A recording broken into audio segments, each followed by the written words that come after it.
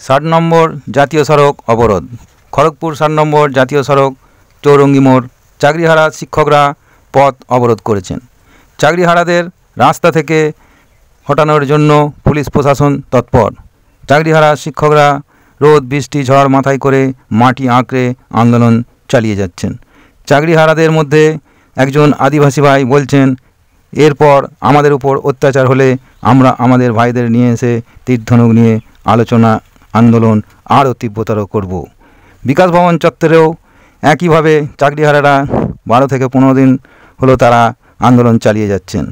তারা বলছেন, আমরা চাকরি হারিয়েছি, আইনি পথেই আমরা চাকরি ফেরত পেতে চাই। কিন্তু পুলিশ লাঠিচার্জ করলো 6 জন চাকরিহারাদের। পুলিশ তলব করেছে সোমবার বা মঙ্গলবার মধ্যে থানায় হাজিরা দিতে হবে। হাজিরা না দিলে গ্রেপ্তার করা হবে, এমনও হুঁশিয়ারি দিয়েছেন পুলিশ কর্তৃপক্ষ।